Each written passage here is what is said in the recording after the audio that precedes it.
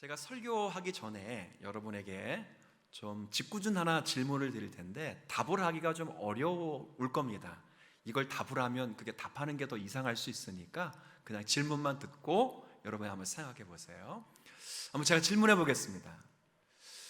구원은 한 번 받으면 끝나는 것이다. 네, 답을 하지 마세요. 네. 답하면 순간 틀리는 겁니다. 진짜 답하기 좀 어렵죠. 한 번 받으면 끝나는 것이다, 아니면 또 받아야 된다, 헷갈릴 수 있습니다. 기준을 어디다 두냐에 의해서 답이 조금 혼동스럽기도 합니다. 그러면 이 질문을 좀 다른 질문을 해볼 테니까 이 질문에 한번 대답해 보세요. 내가 예수를 믿을 때 구원을 받는다. 어라라? 여러분이 여기에 답을 못 하시면 안 됩니다. 여기엔 다 아멘입니다. 아멘, 아멘. 우리가 예수를 믿을 때 주님께서 베푸신 은혜로 말미암아 구원을 받는 줄 믿으시길 바랍니다. 우리가 믿어야 구원받아요. 안 믿는데 끝까지 구원 주는 거 아니야. 우리가 예수를 믿어야 구원을 받는 거예요. 그래서 에베소서 2장 8절은 이 부분에 대해 잘 설명했어요. 앞에 성경 구절 하나 적어놨으니까 한번 같이 볼게요. 에베소서 2장 8절. 나왔어요. 네. 자, 너희는 같이 읽어주세요. 시작. 너희는 그 은혜에 의하여 믿음으로 말미암아 구원을 받았으니 이것은 너희에게서 난 것이 아니요 하나님의 선물이다. 아멘. 여기 파란 글씨 구원을 받았어요, 받고 있어요? 받았어요. 자, 무엇으로 말미암아? 믿음으로. 그렇죠? 근데 믿음은 그냥 주는 게 아니네. 앞에 빨간 글씨 보니까 또 뭐로 의해서? 그렇구나. 구원을 받는 손은 믿음이고, 그렇죠? 은혜는 이 구원을 주시는 궁극적인 원인이로구나. 이 됐어요. 그렇죠? 중요한 건 구원을 어떻게 했다고요? 받았어요. 이것은 이 은혜로운 구원 행위는 혹은 믿음은 이렇게 되는 거예요. 이게 믿음인지 은혜로운 하나님의 구원 행위든 둘 다든 관계없어요. 이것은 너희에게서 난 것이 아니라 하나님의 또 뭐라고요? 선물이다, 선물. 자, 그러면 내가 믿을 때 믿음으로 말미암아 구원을 아까 좀 전에 뭐라 했어요? 받았어요. 구원을 받은 거예요. 받았어요. 여러분은 예수 그리스도를 믿을 때 구원을 받으신 줄 믿으시길 바랍니다. 구원받았어요. 근데 문제는 성경을 유심히 읽다 보면, 특별히 오늘 12절과 같은 말씀을 읽다 보면 정녕 내가 회개하고 믿어서 구원을 받았다고 생각하고 있는데 내가 구원이 마치 끝나지 않은 문제로 기록되는 구절들이 제법 있어요. 오늘 읽었던 12절 끝부분의 말씀 보면 너희 구원을 그 다음 뭐라고 되어 있습니까? 이루라. 그렇죠? 너희 구원을 받으라 이렇게까지 혹시나 설명하면 아까는 뭐라고 되어 있었어요? 받았으니. 근데 지금은 또 뭐라고 돼요? 이루라. 그 구원을 완성해라. 끝난 게 아니다. 천국에서 지옥으로 떨어질 수 있으니까 이렇게 지금 기록하고 있단 말이에요. 그래서 이 두 가지 구원에 대해서 이해하지 못하면 이게 성경 갖고 자꾸 헤맬 수밖에 없는 거예요. 근데 결론적으로 말씀드리면 이 두 가지는 다른 거를 이야기하는 것이 아니라 똑같은 구원을 다른 영역에서 이야기를 하는 거예요. 동전이 앞면만 있어요? 뒷면도 같이 있어요? 뒷면도 같이 있잖아요. 그러니까 앞면과 뒷면의 이야기를 하는 거예요. 하나는 위에서부터 말하는 구원의 영역이 있어요. 아까 에베소서 2장 8절의 말씀에 있죠? 너희가 그 은혜에 인하여 믿음으로 말미암아 구원을 받았어요. 그러니까 위로부터 주어지는 은혜의 차원, 하나님의 관점에서는 이 구원은 끝난 문제예요. 이건 이미 끝났어요. 이건 우리가 아까 읽었던 에베소서 2장 8절의 이야기도 하지만 우리가 빌립보서 1장의 말씀을 읽어보면서 그런 말씀이 있었어요. 사도 바울이 빌립보 교회를 생각할 때마다 내가 항상 하나님께 감사함은, 내가 너희를 간구할 때마다 내가 기쁨으로 너희를 위해 기도함은, 착한 일을 시작하신 분은 하나님이시고 예수님이 다시 오실 때까지 그 일을 이루시는 분도 누구시라고요? 하나님이시야. 그러니까 하나님의 관점에서는 이건 구원은 끝난 문제예요. 끝난 문제. 더 이상 우리가 공로를 가지고 덧붙일 수가 없어요. 하나님께서 세상에서 떠나가실 날이, 예수님이 떠나가실 날이 다 되시자 세상에 있는 자기 사람들을 사랑하시다 어떻게 사랑했어요? 끝까지 사랑하셨거든요. 이건 우리가 덧붙일 수 있는 문제가 결코 아니에요. 예수께서 십자가에서 이루신 그 대속의 사건이 나의 죄책과 나의 죄를 없이 해주시기 위한 구속의 십자가임을 내가 믿으면 하나님께서 그의 마음을 거듭나게 하시고 거기에 성령의 은혜를 주셔서 생명을 주어주시는 구원을 이미 받은 줄로 믿으셨으면 좋겠어요. 이게 바로 사죄 칭의의 구원이에요. 죄응서 받고 법적 용어로 너는 의인이라고 했어요.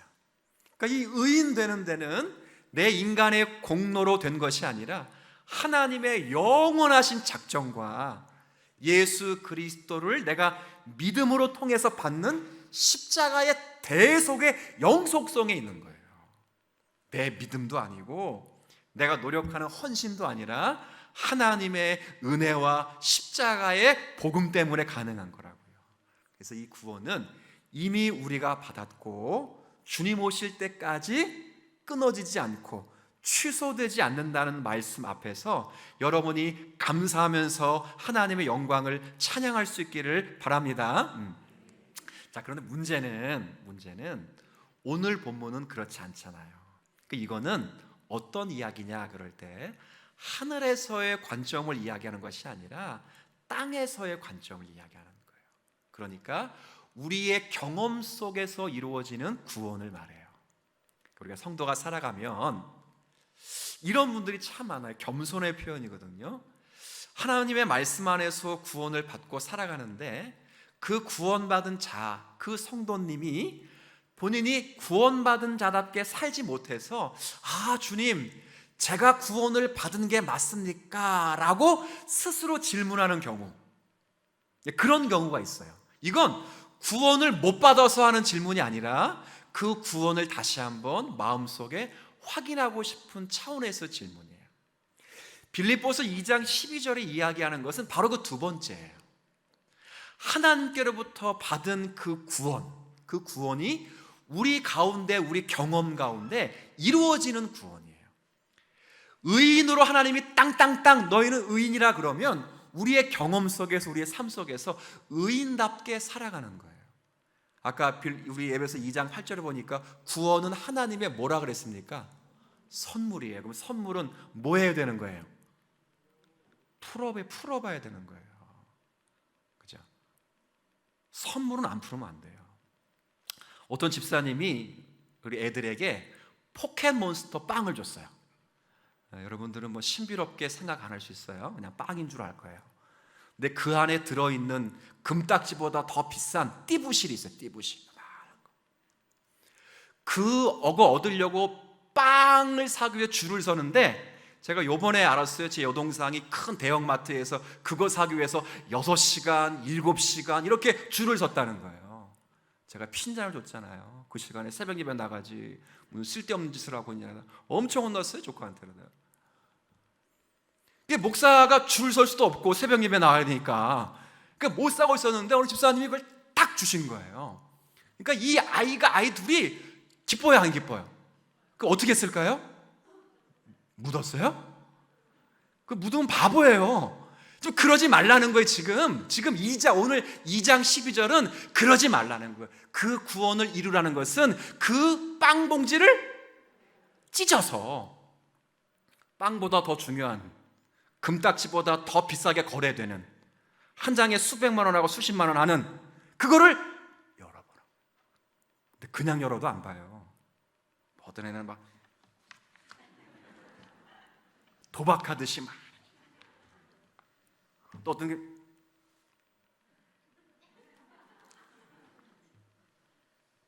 지금 하나님이 우리에게 말씀하시는 게 이거예요. 변치 않은 하나님의 구원이 우리 가운데 들어왔는데 많은 성도들이 그 구원을 묶여두고 있다는 거예요. 묶여두고 있다는 거예요. 신학적 명분은 딱 좋아요. 하나님께 맡기면 하나님이 다 하시니까, 다 하시니까. 근데 신자의 구원의 특별히 두 번째 측면에는 하나님의 은혜의 차원이 아니라 우리의 인간의 측면에서는 그 구원을 뭐 해야 돼요? 이루어야 되는 거예요. 전진시켜야 되는 거예요. 뜯어서 확인하고 즐거워해야 되고, 그 띠부실 가지고 그림도 그려야 되고, 누군가에겐 자랑해야 되고, 누군가에겐 선물을 줘야 되고, 누군가에게는 자부심이 돼야 돼요. 자부심이. 아이들이 그 띠부실 어디다 갖다 놨을까요? 제일 중요한데 성경책 제일 중앙에 딱. 전 걷다가 돈을 꽂아놨거든요. 그렇게 사용하는 거예요. 그렇게 구원은. 사도 바울이 이걸 지금 우리에게 가르쳐주고 있어요. 그러니까 너희들이 구원을 이루어서 죄사함 받고 의롭다 칭함받아라 이 이야기를 하는 거 아니에요. 우리는 완전히 목욕했어요. 우리는 발만 씻으면 돼요. 베드로처럼 몸까지 다 씻어주려 할 때 이미 목욕한 자는 목욕할 필요가 없어요. 발만 씻으면 돼요. 우리 목욕 다 했어요. 그리고 하나님이 우리를 그리스도 예수 안에 보심으로 의롭다고 칭했어요. 사탄이 아무리 죄, 안정성 더러워 그래도 하나님의 그리스도 예수 안에 우리를 보시기 때문에 우리는 의로운 존재임을 믿으셨으면 좋겠어요. 근데 문제는 의로운 존재라면 의롭게 살아가야 돼요. 이건 누가 해야 돼요? 누가 진짜? 내가 해야 돼요. 내가. 근데 자꾸 하나님이 해주시길 바란다고요. 사도 바울이가 오늘 이 이야기를 하는 거예요.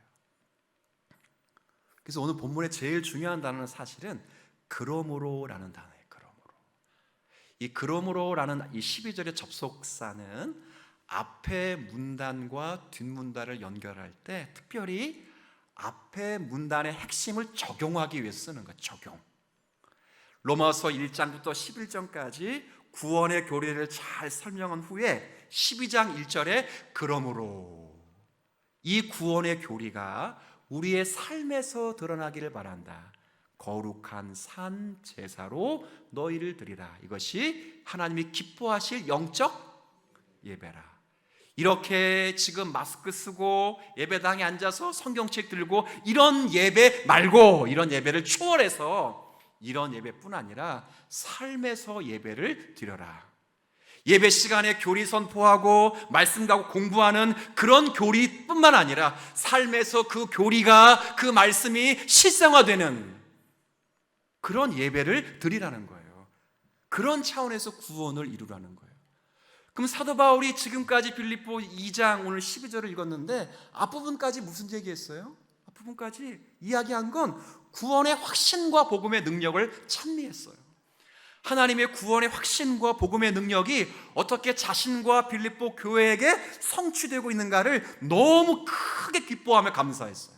그리고 1장 27절에 이 구원의 확신과 복음의 능력은 쇠해지지 않기 때문에 너희들이 한 마음과 한 뜻을 품어 복음에 합당하게 생활하라. 그리고 2장 3절에는 아무 일에든지 다툼과 원망이 없게 하라 이렇게 말했어요. 그리고 지난주에는 한 마음과 공동의 목표를 이룰 수 있도록 예수님께서 우리의 구원을 위해 낮아지실 때 하나님께서 그 예수 그리스도를 높이셨기 때문에 우리의 모든 구원이 완벽하게 이루어졌다라고 말했어요. 그리고 그러므로 그 구원이 완벽하게 우리에게 이루어졌으니 그러므로 너희 구원을 뭐 하라고요? 이루라. 따라해 볼까요? 이루라. 전진시켜라. 전진시키는 거예요. 천주교에서는 이 본문을, 그리고 아주 우둔하고 아주 어리석고 마음 아프지만 개신교 교파 안에서도 이 본문을 너희 구원을 위해 일하라 라고 말해요. 너희 구원을 위해 일하는 게 아니에요. 그건 하나님이 주신 거예요. 오늘 본문은 너희의 구원을 위해 일하라 되지 않고 너희 구원을 이루라예요.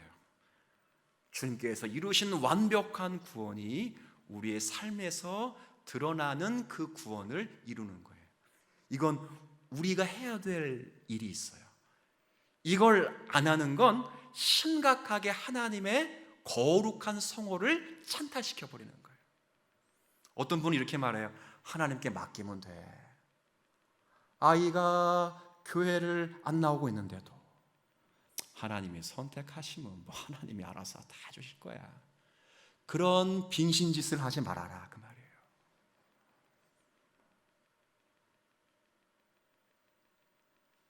태신자가 있는데 뭐 주님이 선택했으면 언젠가 부르시겠지. 그런 빙신짓을 하지 말라는 거예요. 그 영혼을 위해 울고 그 아이를 위해 심각하게 도전하고 그 아이에게 말씀을 전해서 너희 앞에 놓인 구원을 이루라고 강력하게 호소할 수 있는 성도들이 되었으면 좋겠어요. 이거 해야 돼요. 이거 하라고 지금 사도 바울이 지금 이야기하는 거예요. 어떻게 하라고요? 오늘 읽었던 2장 12절 끝부분에 보면 먼저는 전제가 있어요. 두렵고 떨림으로. 이 말은 구원에서 떨어질까? 지금 천국 백성인데 지옥 갈까? 뭐 두렵고 떨림 이 말이 아니라 내가 하나님의 구원의 영광을 찬미하지 못할까? 두렵고 떨림으로. 내가 하나님께서 내 안에 이루신 그 구원이 삶에서 드러나지 못함으로 하나님이 나의 모습 속에서 하나님이 이름이 누추함을 당하지 않을까? 두렵고 떨림으로 경외감을 가지고 경손한 마음을 가지고 하나님을 찬미하는 마음을 가지고 그렇게 하라는 거예요. 근데 12절 중간에 보면 더 재미있는 말씀이 나와 있어요. 이게 12절 보면 중간에 뭐라고 되어 있습니까? 너희가 나 있을 때뿐 아니라 더욱 지금 나 없을 때에도 이런 말이 있어요. 그러니까 이 말은 사도 바울이 지금 빌립보 교회 성도들과 함께하고 있지 못하다는 거예요. 근데 사도 바울은 내가 있을 때만 그러지 말고 지금 내가 없을 때라도 그 구원을 이루라고 지금 이야기하고 있어요. 아마도 빌립보 교회 성도들이 대부분의 성도들이 자신이 사도 바울이 감옥에 갇혀 있다고 생각해서 우리의 신앙의 정진이 없을 것이라고 생각을 했던 것으로 보여요. 그리고 그 중에 어떤 사람들은 자신의 신앙의 삶을 사는 것이 그리스도의 삶을 사는 것이 마치 바울이 추록과 연결되어 있는 것처럼 생각하는 사람이 있었다는 거예요. 근데 바울은 그렇지 않아요. 그렇게 이야기하는 것이 아니라 내가 지금 감옥에 갇혀 너희에게 찾아가 설교할 수 없을지라도 너희는 그 구원을 이루라는 거예요. 나만 구원받은 것이 아니라 너희도 구원받았다는 거예요. 내가 받은 구원을 내가 이루어가고 성취해 가듯이 너희도 각자가 받은 구원을 이루며 성취해 가라는 거예요. 이 구원은 내가 있으면 있고 없으면 취해지는 게 아니라 하나님이 주시면 결코 손해되거나 취소될 수 없는 것이기 때문에 너희 안에 있다는 거예요. 너희 안에 그 구원이 있어요. 필요한 건 내가 아니라 하나님이신데 하나님이 너희 안에 계신다 그 말이에요. 그러니 손을 가지고 이루라는 거예요. 제가 이걸 오늘 좀 강조하고 싶은 이유는 교리를 잘 가르치면 방관의 성도가 되는 경우가 참 많아요. 근데 그걸 방관하는 성도가 되지 않게 하기 위해서 교리를 안 가르치면 완전히 무지한 성도가 돼요. 무지한 건 답이 없어요. 싸울 때 똑똑한 사람하고 무식한 사람하고 싸우면 누가 이기죠? 똑똑한 사람은 그때 싸움을 안 하면 되는 거예요. 근데 똑똑하다고 알려주겠다고 아무리 떠들어대면 똑같이 다 어떤 놈이 되는 거예요? 무식한 놈이 되는 거예요. 그래서 교회에서는 목소리를 높여야 이기는 거예요. 그게 무식해서 그런 거거든요. 여러분, 하나님께서 우리 안에 만드신 이 구원은 사실은 정말 좀 저급한 용어를 한번 제가 쓰면 우리가 잘 가지고 놀아야 돼요. 정말 그게 깨질까 그런 게 아니라 정말 꺼내서 확인하고 놀고 타고 해야 돼요. 목사님 자동차를 샀어요, 기도해 주세요 하고 기도하고 저거 탁 타. 그때부터 뭐예요? 타고 다녀야지. 난생 처음 그랜저 샀어요 하고 집에 맨날 모셔도 봐. 그 2주만 안 타도요 브레이크 페달 그쪽에 녹이 다 쓸어. 목사님 제가 집장만 했어요 그러죠. 가서 딱 신방 예배 딱 예배 드렸어요. 그 다음날부터 안 들어가. 너무 좋아가서 거기가 막 뒤에서 막 너무 좋아가서. 그걸 바보들이나 바보. 집을 샀으면 그 안에 들어가서 즐길 줄 알아야지. 즐길 줄 알아야지. 구원을 그렇게 여기는 거예요. 하나님의 구원을 그렇게 못 여기는 성도가 참 많으니까 오죽했으면 빌립보 교회 성도들에게 바울이 그렇게 얘기했겠어요. 근데 참 멍충이들이 더 많아가지고 하나님이 어차피 하실 건데요. 아우, 그런 사람은 똑똑한 사람이 아니라 뭐 하는 사람이라고요? 무식한 사람인 거예요. 오늘 행하시는데 어떻게 행하시는지 보세요. 어떻게. 자, 13절 한번 같이 한번 읽겠습니다. 13절 시작.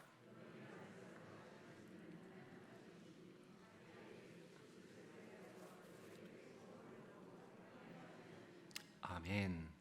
자, 여기 일단 우리가 두렵고 떨림으로 우리에게 이루신 구원, 바꿔 말하면 성화, 하나님의 구원이 우리의 몸에 현실화되는 그 구원, 성화.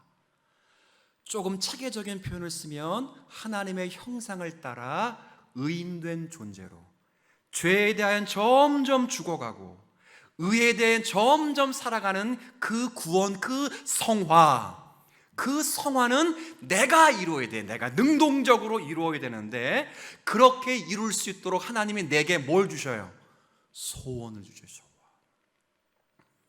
이 소원이 있는지를 물으셔야 돼요. 만약에 하나님께 내게 하나님의 말씀을 읽어라, 그 말씀대로 살아라, 회개하라, 전도하라, 누구를 섬겨라, 더 거룩한 성도의 삶으로 나아가라, 예배에 출석하라, 말씀대로 깊이 묵상하라, 이런 소원이 없다면 둘 중에 하나예요.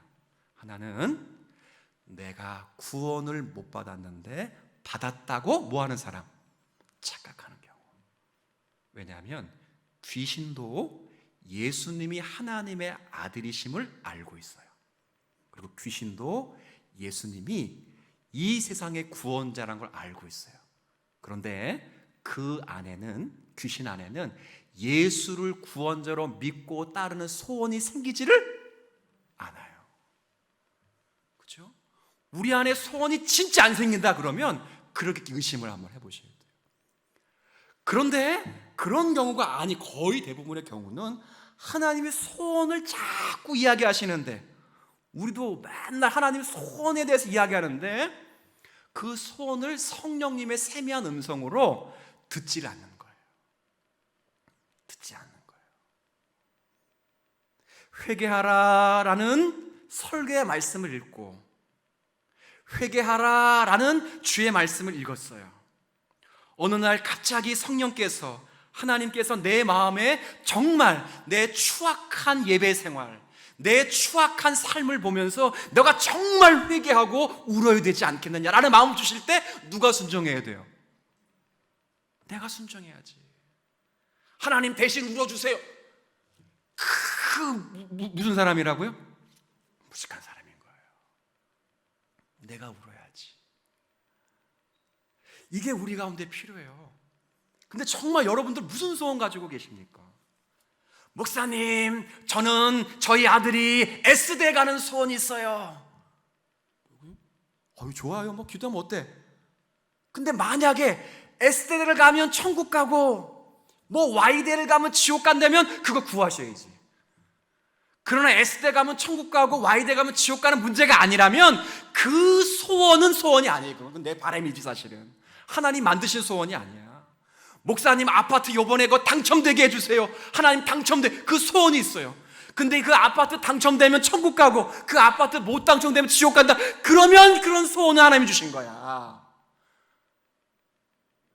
근데 그 아파트 당첨되나 당첨 안 되나 뭐 천국 가나 하등의 문제가 없다면 그 소원은 하나님이 주신 소원이 아니야. 제가 묻는 거예요. 하나님이 소원이 뭐 있냐고. 여러분 가운데, 여러분 안에 심령 가운데 성령이 지금 세미하게 말씀하시는 소원들이 뭐가 있냐고요. 그죠? 내 안에 뭐가 있는지 심각하게 생각하셔야 돼요. 그렇지 않으면 둘 중에 하나야. 내가 구원을 못 받았는데 받았다고 착각하거나, 아니면 구원받은 성도인데 아직까지도 성령의 세미한 음성에 귀를 기울이고 있지 않거나, 성령께서 우리의 의지에 역사하시고 우리의 거룩함과 우리의 갈망을 추구하셔요. 그리고 우리와 함께 동행하시며 특별히 여러 방식 가운데 성령의 진리의 영이시기에 오늘도 말씀을 통해서 읽고 묵상하고 듣고 암송하는 말씀 속에 하나님은 지금도 우리에게 말씀하시는 하나님이신 줄 믿으셨으면 좋겠어요. 그 말씀에 반응하는 거예요. 자, 그러면 이제 제가 점검해 드릴 거예요. 점검. 무슨 점검을 해드리는가? 여기에 아마 답을 스스로 해보세요.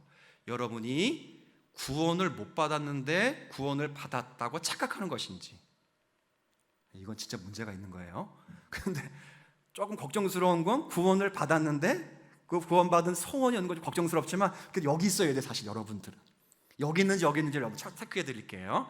한번 스스로 솔직히 한번 아멘 해보시면 돼요. 여러분, 예수께서 하나님의 아들이시며 우리의 모든 죄와 죄책을 용서하시기 위하여 이 땅에 우리를 구원하시기 위해서 성자께서 육신의 몸을 입고 오시고 우리를 위해 십자가의 대속적인 죽음을 죽으시고 우리의 의를 위하여 다시 부활하신 후에 하늘 보좌 우편에 계시면서 우리를 중보하시는 메시아이심을 믿으십니까? 그러면 감사하게 여기 있는 분들이에요. 근데 여기 있는데 저러고 있으면 문제 또 있어요. 아직, 그죠? 또 하나, 성경이 하나님의 말씀임을 믿으십니까? 어떻게 믿었어요? 어떤 분들은 목사님 성경을 읽어보니까 문체가 너무 아름다워요. 그 내용이 깊이가 있어요. 그 내용이 고상하고 그 영의 열매들이 풍성해요 라고 이야기하시는 분들이 계시지만 그건 믿음의 원인이 아니에요. 그건 내가 믿고 난 후에 믿음의 사고를 통해서 얻은 하나님의 말씀의 특성들이에요. 그럼 어떻게 성경을 하나님 말씀으로 내가 믿게 되는가? 성령께서 여러분의 심령을 조명해 주셨는 줄 믿습니다. 그러면 성경은 하나님 말씀을 믿으면 지금부터 성경을 통해서 이야기하는 훈련을 해야지. 이은영 씨가 말씀하시되 자녀 교훈 이렇게 해라. 어떤 목사님은 저에게 정광훈 목사님이 말씀하셨는데 막 이래. 제가 그분을 꼭 묻고 싶어. 하나님은 어떻게 말씀하셨는데요? 뭐 어떻게 살아? 구원을 아까 우리가 2장 12절에 구원을 뭐라고 했어요? 이루라고 했잖아. 이루라고. 어느 목사님이 말씀하셨는데 그 목사님 여러분 대신에 구원시킬 수 없다니까. 아까 사도 바울이 뭐라 했어요? 나 있을 때뿐 아니라 나 지금 뭐 할 때에도, 없을 때에도.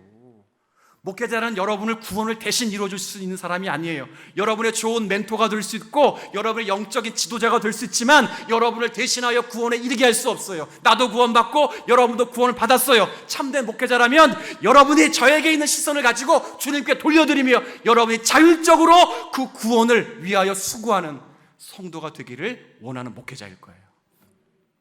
이해되셔요? 목회자가 카리스마 가지고 전부 시선을 자기에게 와. 자기 목소리 하나, 자기 손짓 하나로 전부 교인을 통솔하는 그런 우둔한 짓은 안 할 거예요. 목회자가 참 목회자라면. 내 안에도 계시고 여러분 안에도 계시는 그 하나님의 세미하신 일하심, 너희 안에 행하신다고 했어요. 이 행한다는 말은 동사인데 현재 분사로 쓰였더라고요. 현재 분사는 일하시되 지금까지 계속 일하신다는 거예요. 마치 지금은 이제 아날로그 시계를 거의 안 쓰지만 아날로그 시계를 만든 시계공이 시계를 만들어 놓고 시계가 돌아가는 법칙 때문에 시계를 돌아가게 한 다음에 시계공은 빠져 있죠.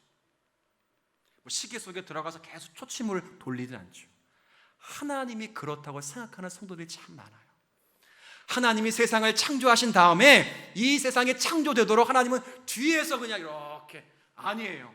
오늘도 태양이 뜨게 하시고 오늘도 달이 뜨게 하시고 오늘도 비가 내리게 하시는 분은 하나님이신 줄 믿으셔야 돼요. 구원도 마찬가지예요. 구원시켜 놓은 다음에 하나님이 뒤에서 요런 구원 잘하나 보자. 그건 천주교의 교리예요. 하나님은 지금 우리 안에서 우리에게 완벽하게 이루어진 그 구원이 체계화되고 경험되어지고 찬송될 수 있도록 하나님 우리의 마음에 일하심을 믿으셨으면 좋겠어요. 그 음성을 듣고 계십니까?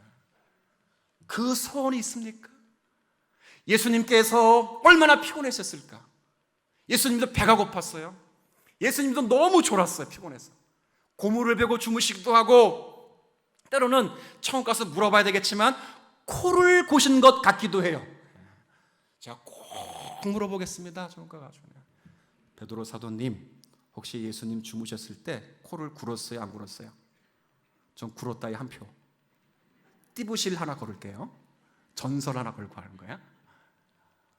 그렇게 피곤하신 예수님일지라도, 배가 고프기도 하고 힘들기도 한 예수님일지라도 그의 모든 능력의 원천이 성령과 기도 가운데 나오시기 때문에 새벽 때만 되면 일어나서 기도하는 거예요. 기도. 여러분, 제가 새벽 되면 나오라고 하는 거 아니에요. 지금 그런 소원이 있어요. 내가 정말 내 영혼을 위해 기도하고 싶다. 내가 이렇게 살지 못했던 이 죄를 위해 정말 한번 회개하고 싶다. 내가 정말 주님의 세미한 음성을 따라 하나님 말씀을 누군가에게 전하고 싶다. 그런 소원들이 있느냐 그 말이에요. 우리 주님 사랑교회 성도들이 여러분 스스로가 여러분 안에 일하시는 하나님의 소원들을 세밀하게 듣는 성도들이 되었으면 좋겠어요. 진짜예요.